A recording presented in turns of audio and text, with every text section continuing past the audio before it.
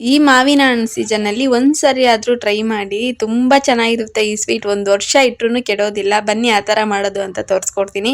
ಮೊದಲನೇದಾಗಿ ಒಂದು 3 ಮಾವಿನ ಹಣ್ಣು ತಗೊಂಡಿದ್ದೀನಿ. ಇದು ಚೆನ್ನಾಗಿ ಹಣ್ಣಾಗಿರೋ ಅಂಥದ್ದು. ಒಂದು ಮಿಕ್ಸಿ ಜಾರ್ಗೆ ಹಾಕಿ ನೈಸಾಗಿ ರುಬ್ಕೊಳ್ಳಿ. ನೀರೇನು ಹಾಕೋ ಅವಶ್ಯಕತೆ ಇಲ್ಲ. ಬೇಕಂದರೆ ಒಂದು 2-3 ಟೇಬಲ್ ಸ್ಪೂನ್ ಅಷ್ಟು ನೀರು ಹಾಕ್ಕೊಳ್ಳಿ ಅಷ್ಟೇ.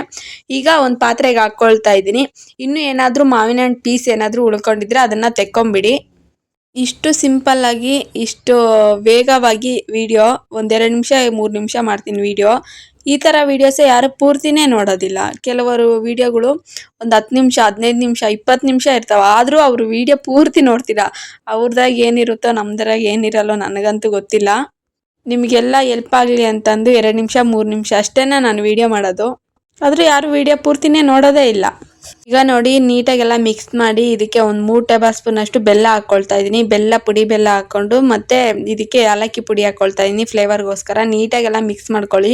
ಮಿಕ್ಸ್ ಮಾಡ್ಕೊಂಡು ಏನಿಲ್ಲ ಅಂತಂದ್ರು ಒಂದು 10 ನಿಮಿಷ ಆದರೂ ಚೆನ್ನಾಗಿ ಬೇಯಿಸ್ಕೊಳ್ಳಿ, ಸಾಕಾಗುತ್ತೆ. ಒಂದು 10 ನಿಮಿಷ ಬೇಯಿಸಿದ್ರೆ ಸಾಕಾಗುತ್ತೆ. ಈಗ ಒಂದು ತಟ್ಟೆಗೆ ತುಪ್ಪ ಅಪ್ಲೈ ಮಾಡಿ ಈಗ ಹಾಕ್ಕೊಳ್ತಾ ಇದ್ದೀನಿ.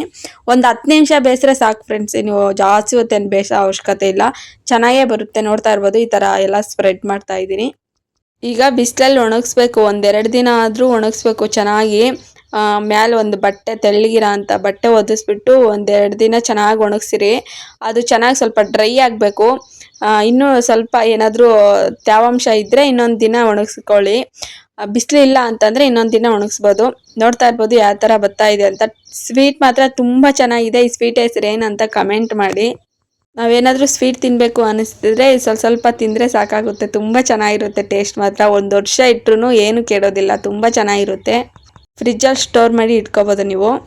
ವಿಡಿಯೋ ನಿಮ್ಗೆ ಹೇಗೆ ಅನ್ನಿಸ್ತು ಅಂತ ಮರೀದೆ ಕಮೆಂಟ್ ಮಾಡಿ. ಇದೇ ಥರ ವೀಡಿಯೋಸ್ಗಾಗಿ ನಮ್ಮ ಚಾನಲ್ನ ಸಬ್ಸ್ಕ್ರೈಬ್ ಮಾಡ್ಕೊಳ್ಳಿ.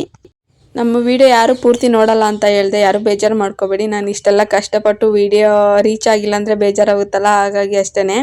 ನಾಳೆ ಮತ್ತೊಂದು ವಿಡಿಯೋ ಜೊತೆ ಸಿಗೋಣ ಫ್ರೆಂಡ್ಸ್. ಬಾಯ್.